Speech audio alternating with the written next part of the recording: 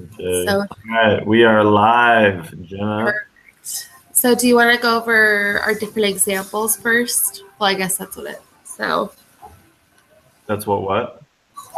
you want to go over the different examples and Sia's example that she sent us. What example? Uh, we had to create different examples from like what we like different biases. Wait, where did you see that? Because I was looking for an individual assignment, but I only saw the paragraph. So the individual assignment was on. It's like on the regular one, and it just said, "Oh gosh, it's loading." No, Dang I it. see it. I misread it. Oh no, Think 'cause of one I read it. example I like from. read it like 5 times because I was like, "What on earth am I supposed to do?" So I was like, "What is going on?" No, yeah, I see it. Think of one example from your own life, from a newspaper article you read from your observations. I see it. Okay, that's I that's not too misunderstood it, and I just wrote on about bias instead of like about the specific points in the article. So I think C is the only one that actually did a good job. Babe, can you grab her? Well, yeah, it doesn't bother me either way because I couldn't find it. I was like, where? Because it says you submit an individual example, but I couldn't find it. I looked at this thing, but I did not read it carefully enough. And I was a little confused at the beginning. But Um, so, because what I wrote about, I'll just share mine. So, one of the biases that I've seen in my life. So, there's 4 of us kids in my family. I have an older brother and then 2 younger siblings. So it's boy, girl, boy, girl. And my older brother was a huge troublemaker. Like he was a pain in the butt. And my parents had a really hard time with him. Like he locked my brother in a trunk and like all these other things.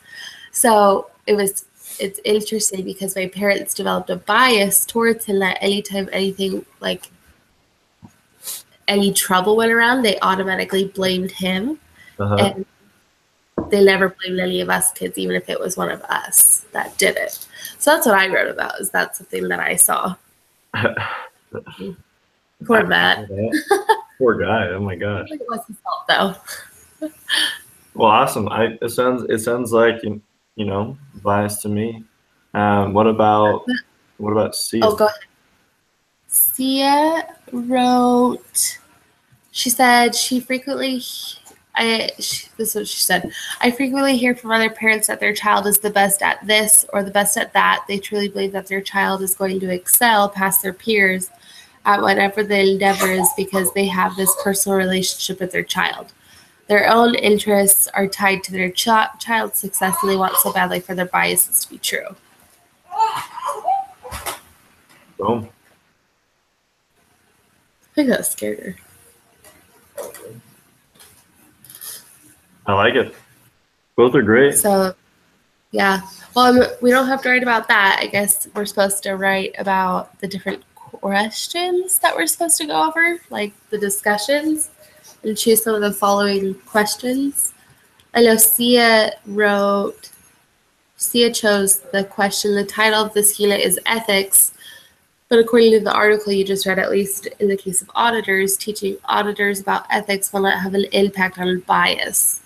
The author suggests education that helps auditors understand the unconscious errors that they make and the reasons they make them. For business students and others who will not be auditors, what kind of education, if any, would help future business professionals avoid bias? Is it pointless?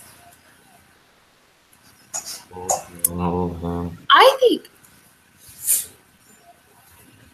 I'm trying to think of what like education classes you could take, but I feel like any education in learning, because I feel like if you have unconscious bias, like you don't realize it, but if we're teaching about it and if we're learning different kind of biases, then we're aware of them, so that way we can hopefully avoid them in the future. Right. Sometimes I can feel myself being biased. Like okay, right now for my English class, I let's see, I'm writing about homosexuality because I've always wanted to know, uh, whether or not it really does come from genetics or if if it really is something that is just based on social factors, or both, or or more like what I believe that it is deeper rooted in our divine heritage, like my patriarchal blessing, Uh-huh. without any of that. But like, it says, when I was back in heaven, I was made aware of the challenges I would face. And it's not that, but uh, it made me think, for those people who do struggle with that, maybe social factors or genetics does play a role, but I don't think that's Yeah. the only answer. I think it's more deep rooted in our divine heritage. Like, it's something that they knew they deal with. But as I'm writing this paper and looking for arguments to say that people are not born with that temptation, it's something that they find through social factors.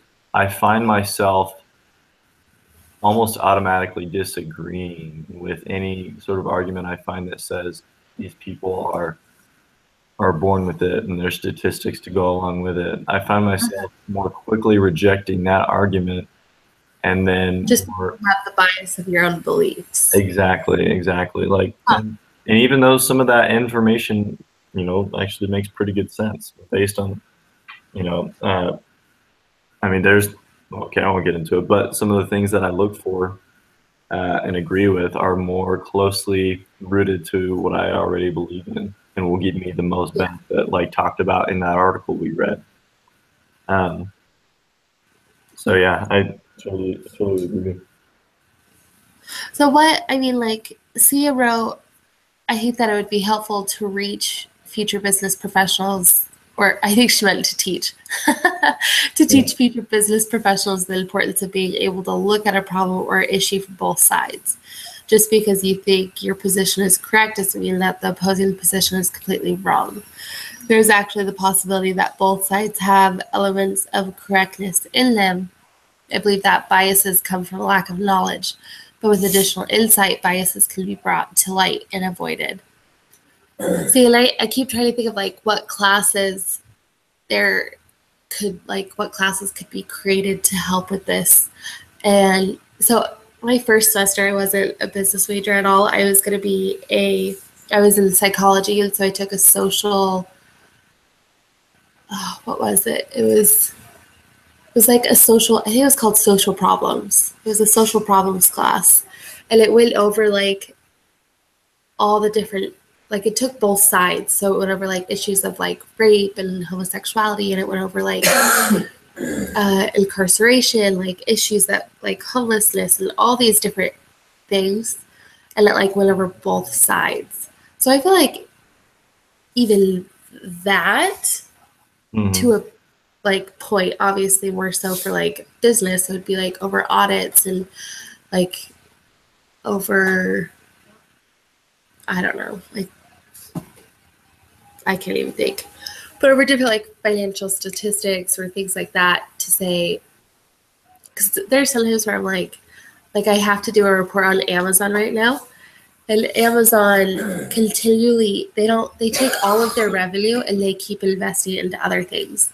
Yeah. So they're never actually like cashing out on whatever they're making.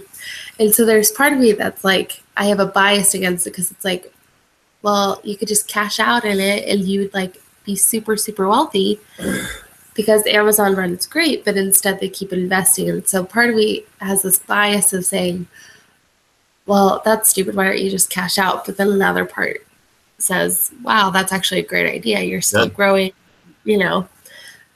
So if there was like a class where you could expand on going through each business aspect and seeing both sides to avoid biases, maybe that would help.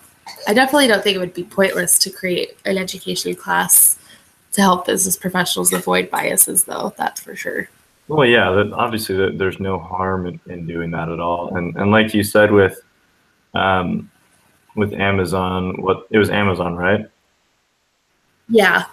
With what they do, constantly reinvesting their money. I mean, just yesterday in my accounting course, the teacher spent like 5 minutes talking about why like companies should never just have idle money. They should always be doing something with that money instead of just setting it in a lockbox and not letting it grow. And so, I mean, if Like something I feel like I would do is it's like, okay, just put it all in savings, don't touch it. Like that's an emergency, you know. no, yeah, no, totally. And like, I think like, okay, I think of my, just, I think of, and okay, I am the same kind of person. Like, I have a lockbox with cash in my house because I don't trust, like myself putting that in the bank or whatever. Yeah.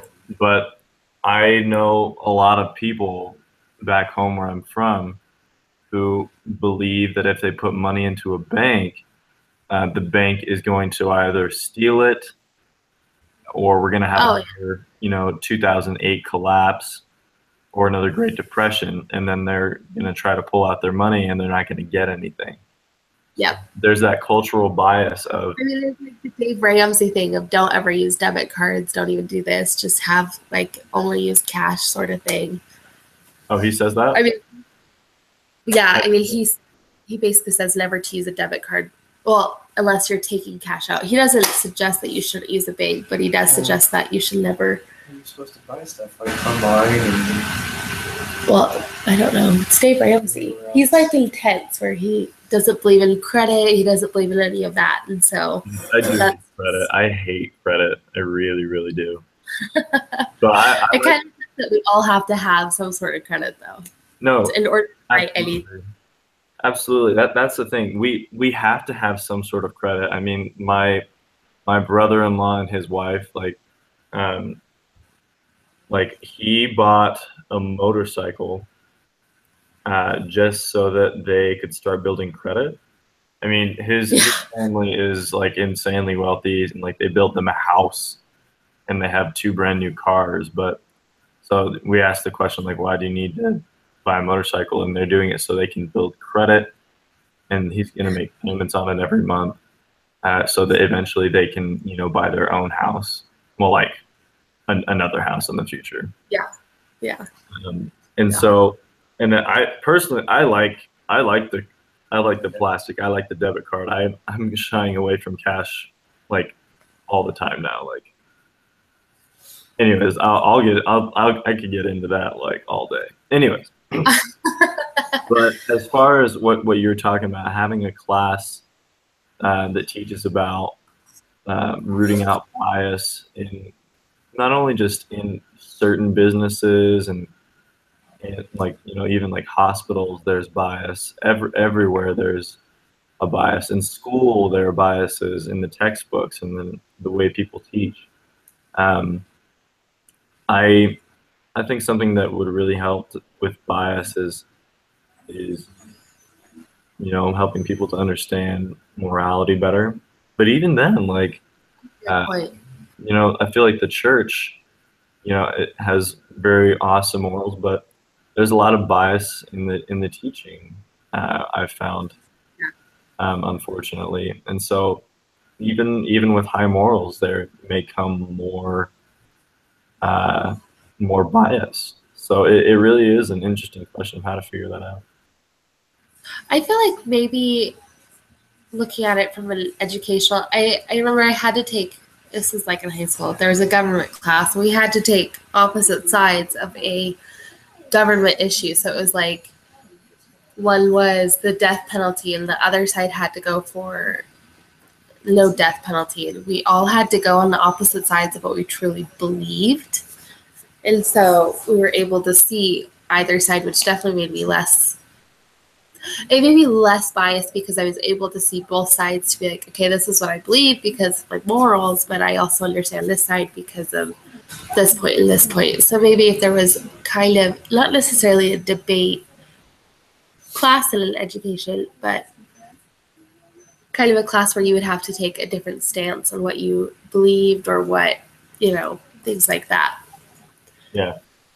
Oh yeah. I think this may be like a little bit off, but I think of Fast and Furious when The Rock, he was this hardcore officer, didn't really care like what you did or why you did it. He's just gonna get you. But as soon as he met Dom and realized what he was about and what he was fighting for, he'd like totally went the other way. My husband's a big fan of Fast and Furious, so That's what I'm talking about, man. we're talking about Fast and Furious. Oh. That's awesome. I don't know. I think there's plenty of ways that you could root out bias. You know, obviously teach as many sides of an argument as you can. It's just there's so many different topics that are up to be biased about. It's like, you know, how are you going to be able to? Sorry. You're good. I'm gonna take her out. Got a tired baby here.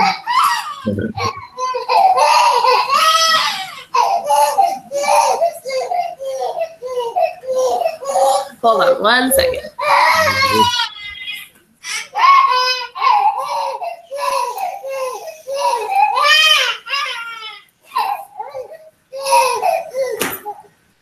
Hi, baby.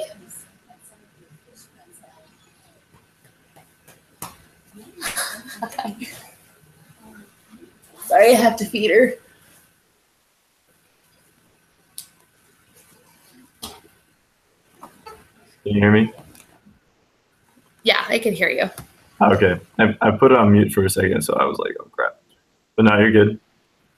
I was looking at one of the paragraphs of things to talk about, and it says, do you think the bias that was discovered for plaintiffs and defendants leads to a flawed legal system? Why or why not?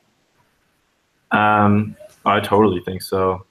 I mean, like and then it goes on to say, since lawyers are advocates for their clients, how much do you think lawyers are affected by bias? Does this create a flawed legal system?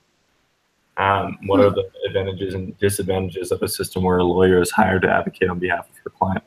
Oh yeah, it's totally flawed. Like, but the thing is, it's one of the best systems that we can get. Like, it's like the scripture that says, if it were possible that you could always have just men to be your rulers, then it would be basically be great for you to have kings. But seeing as men aren't always good, I think it was like King Mosiah, or I don't remember. He's like, but since that's really not the case, like I would advise you not to have kings, because they mostly suck. And so like with lawyers and plaintiffs and defendants, in the article we read, with all the studies that he talked about where plaintiffs and people were brought in and they're doing this experiment. Some people would play plaintiff and defendant, and they would ask how much, like the plaintiff would be asked how much money do you think you should get from this, and the defendant would say how much money do you think the other person should get from this or not get. And in like almost all except for one situation out of like 5 listed, the plaintiff said that they should get more money than the defendant said they should get. It happened like every time. And with lawyers, they get paid according to how much money, like for the plaintiff side, how much money they get for their plaintiff, and for the defendant, they are paid according to how much money they save them. And so I definitely think there's a bias there, and it's hard to fight that bias when those lawyers are pretty much our best option. And when the best option is kind of separate from the rest of us, they're able to, in a way, kind of monopolize that game a little bit. And it does bother me, but I get that's just kind of the way it is, because I don't see a way that law system, flawed as it is, I don't see how it can get much better other than, you know, like a robot. I don't know. Yeah, I mean, there definitely is a bias, but I don't know if it's I mean, if any of us were in a court case, we would definitely want the lawyer to advocate for us and to be biased Exactly. against the other people. So that really is the best scenario. But I can definitely see how it could be. I mean, if like there was a case between my dad owns his own company, and a few years ago, like right before the huge uh, economy dropped, the housing market dropped significantly, he was buying his own, instead of renting out a business office, he was buying a business office, and then he was going to rent it out to other people as well. So he was trying to expand on his business, and it turned out that the guy who was building, oh, Lily, sorry, she's pulling my hair, that the guy who was building the offices not only sold that specific office to my dad, but also sold it to 8 other people or something like that. Like he sold it to multiple people. And so there's this huge lawsuit going on. And, you know, it, I could definitely see where my dad, he would want the lawyer to advocate because this guy did something wrong. Yeah. He did something wrong that he shouldn't have. That was against the law. He was trying, he was basically doing fraud. And so I could definitely see where it would get very problematic because my dad wants his lawyer to advocate for him, but he also wants the other lawyer to advocate for him since his client is in the wrong. So I definitely see where it would be hard because my dad should have won the case anyways because he didn't do anything wrong. He Right. stuck contract and all that. So it's definitely, I don't know. It's good that there's biases, but it's also bad because if you are the person who was wronged, you would want there to be a fair trial where they're showing the facts, not having someone spit slander or, whatever crap that they put out there in court. That sometimes happens. Yeah, absolutely. It's just a question of, how can it be fought? How can it be changed? And the article talked about radical reform, and then George Bush published the whatever the Sarbanes-Oxley Act, whatever it was called. I don't know. But my problem is the biggest, well, maybe not the biggest reason, but like a huge reason for the auditors maybe doing a bad job in auditing their companies is that they're so involved with one company. Like a lot of auditors are spending 8 hours a day at one company that they're assigned to, and that just opens the door for tons of bias. And like, and not to mention, the article also talked about. I didn't know this, but if the auditor does something that the company doesn't like, then the company will tell that person to get out, and they'll go hire somebody else, and that may not necessarily, that doesn't necessarily fire that employee from their own firm, but the firm may look at that person and be like, crap, like we can't have this guy ruining our name. We need to get somebody else. And so that employee is constantly worried about his employment based upon whether or not the company that he's doing an audit for likes his audit report. And that is terrible. Like, when it comes to that, there's almost nothing you can do about that except have a police officer standing between the auditor and whoever's going to be checking that report to make sure that it's done. And even then, like, the policeman doesn't know how to do an audit. Only the person who's an auditor and the person from the company who's checking the audit report, they only know how to do it. And then if a lawyer comes in, the lawyer is going to be paid by one or the other, usually not the state.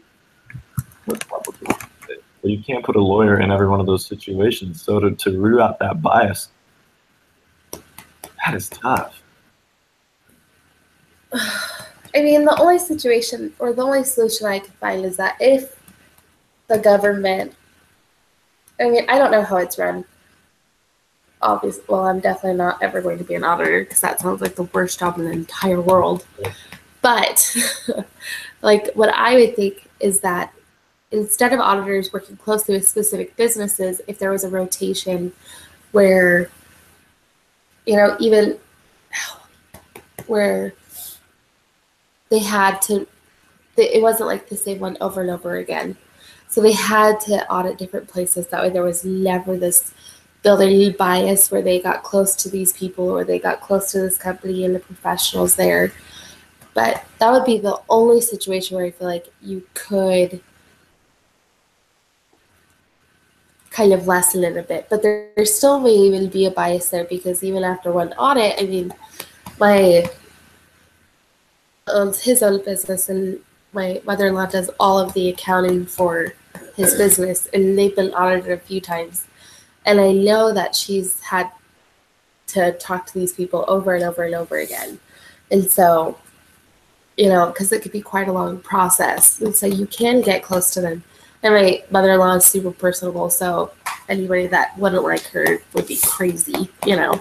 So I can see how there would be biases because it is such a long process. But that's the only thing is if they continued a rotation where maybe they audited up to this point and then another person would come in and keep whatever that was done there and then add to it. But that's about all I could say. I don't know. Yeah. No, that's awesome. Okay, let's see. I know Sia wrote the question, why do you think it's so difficult to overcome bias even when you know about it? Well, that's a great question, and I think we talked about it. I think we talked about it quite a bit. Bias, like we have bias because bias benefits us. I mean, I have bias towards my job performance at work because if I'm negative towards my job performance or whatever, then it affects my pay raise or bonuses, whatever. Same with school. Like we think that we've done all that we could to be able to tell the teacher, like, yeah, like I've done all I could. I don't know why I got an F on that test. It's clearly not my fault. It must have been somebody else's fault. So I should definitely get an A. But like that to me is why bias is so hard to get out from under, because bias is admitting that you're wrong, and you have to tell someone what you did wrong, and it may affect your livelihood to some degree, however big or small. Yeah, I like what you said, and I like what Sia said too, because Sia says, I think that it's so difficult to overcome bias because no one wants to be wrong in his or her thinking, which is very true. In the article, it states when we are motivated to reach a particular conclusion, we usually do. Without knowing it, we tend to critically scrutinize and then discount facts that contradict the conclusions we want to reach. And we uncritically embrace evidence that supports our positions. It's also difficult to overcome bias because bias thrives whenever there is the possibility of interpreting information in different ways. People may understand that their point of view holds bias, but that doesn't change that point of view. We each have biases because of the experiences that we have had throughout our lives. It's not easy to remove those biases and see things from a different perspective when you don't believe that there could be another perspective in the first place. And I think a lot of my personal biases come specifically from like moral thinking. I think one way because of my morals, my values. And so I have biases when it comes to that. And I feel like no matter what, anybody who criticizes my values or my morals is going to be wrong no matter what. Even if even if my morals are not wrong. But if right. they were wrong, I wouldn't care, because that's just what I believe. Yeah, no, I totally agree. And morals, as as essential as they are to have, morals can make things more tricky because we all have different morals. Uh, Yes. and I just mean in this current situation, if we're trying to figure out how to uproot bias, everyone's morals are so different.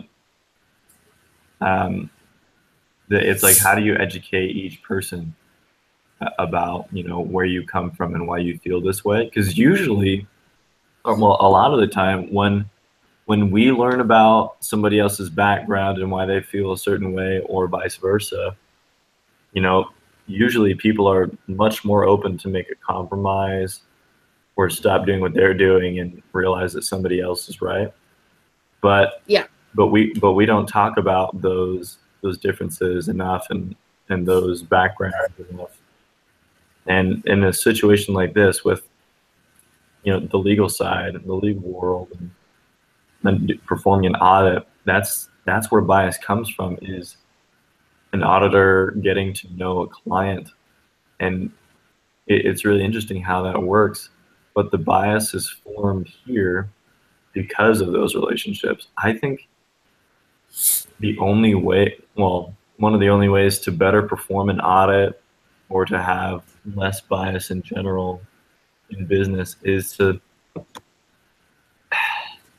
weird as it may sound, but is to not have so much interaction between the auditor and the company that they're doing an audit for, audit on. Yeah. Because that bias That's right. is built that way.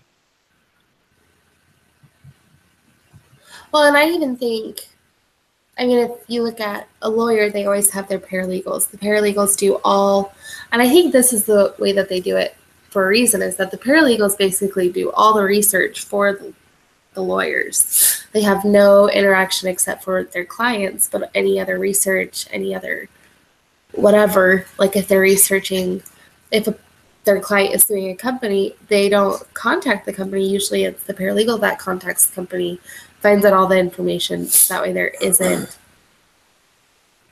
that other bias that's going on. There's a limited relationship. There's only one relationship with whoever they're supposed to be protecting or fighting for, So if they changed the audit system to where they had basically an assistant that they would go through, and then the person who's doing the audit never really gets in contact with the company directly, but instead they went through a person. That could still leave other biases from the person, but you would know that the person who's doing the auditing would not be at fault, that the information was given through this way. Does that make sense? Yeah. I don't know. No, yeah, totally. That would be a way to possibly overcome the bias. Is that?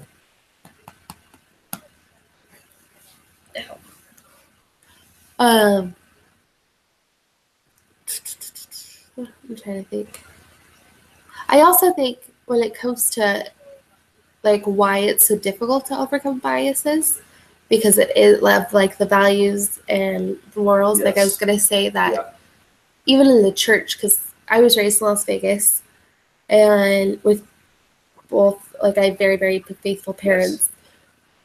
And then we would come to Utah, and we had friends here, and they would be like, "Oh, I can't believe you're drinking caffeine," or "I can't believe you're doing this," or there's certain things like that that are in the church, but it's not.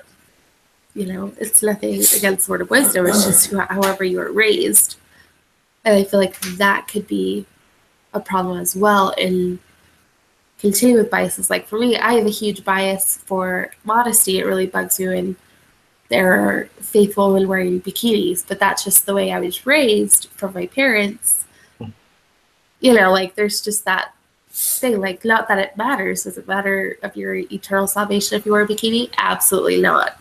But that's a bias that I have against others because of the way I was raised. So I do think it's just extremely difficult to overcome it because we're all raised differently and our parents are raised differently, and then two parents that come from completely different backgrounds coming together to raise a child is very difficult. Good thing I don't have morals yet, huh? Yeah. Yeah, absolutely. No, I totally agree. Like growing up the way I pretty much grew up pretty much the same way. Like, pretty strong moral background. Not from me, and but like from my family, like very Yeah. very strong in the church, and that bias, especially when I was young, was very strong because that's all I knew, and my family, I knew them to be good people. And then I got older, and I realized that they don't know everything. Yeah. um, I don't know. I just don't know how to uproot bias completely. Like I'll be honest. I don't think there's any way to do it completely with how many billions of Yeah. people in the world. But at the same time, we've seen so many cultural changes in the last 10 years. It's really amazing can't even fathom it. But I don't know. Still a lot of work to do. All right. Yeah. I think this has been great. Yeah. So want to just do the paragraph now about, I think it's just supposed to be, let's see. When your group is finished with the discussion, take 5 to 10 minutes, to write a paragraph telling what was the most important or interesting insights. I think the most interesting, okay, this is me personally, is like how we could possibly overcome bias, like what things can help us to be less biased in the future, like education classes, like in the case of auditing, what could auditors do, and then why it is so difficult. I think those are the key things in our discussion. What could auditors do, and why it's so like what are potential ways that we could avoid biases in the future, like as business students, education classes, or that question that we discussed, and then like what different situations such as like the auditing, where how we can change the biases, like if there was a person in the middle so the person didn't have, ew, you were so drooly, so that way the person didn't have a direct connection with the company, and that would lessen biases. And then I think the next part would be why it was so difficult to overcome biases for all of us. I think those are the two key points in our discussion. Yeah, no, I totally agree, and I can totally write it because you look really busy with that little lady. She's really drooly. I can tell. Are you drooly? You say hi. Oh, she's totally waving at my icon.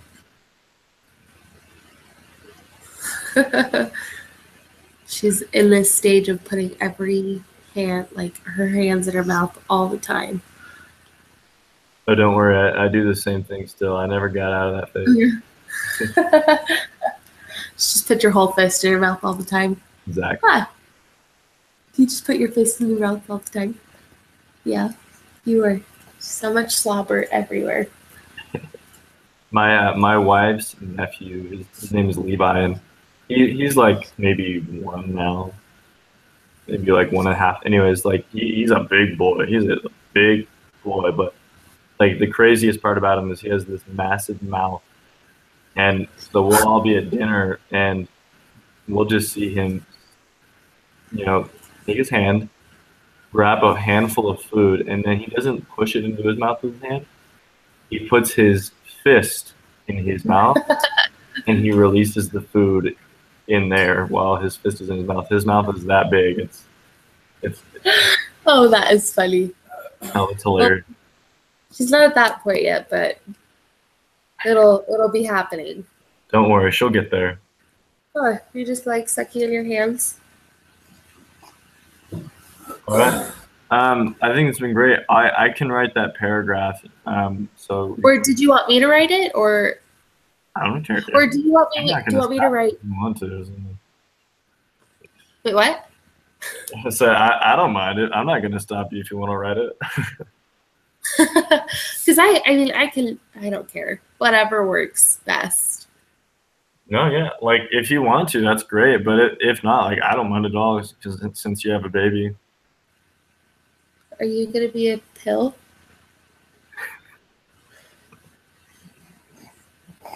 It's possible. No worries, I'll take care of it. I'll write it and then I'll submit it to you, and then you can make any changes you want or add whatever you want to it. Okay. And then do you want me to submit it to online? Yeah. Yeah. How about you submit it? Okay. So just send it to me when you're done. I guess because you have the link too. And then we will just go from there. All right. Sounds good. Awesome. Thanks, Jenna. Thanks so much. We'll talk to you later.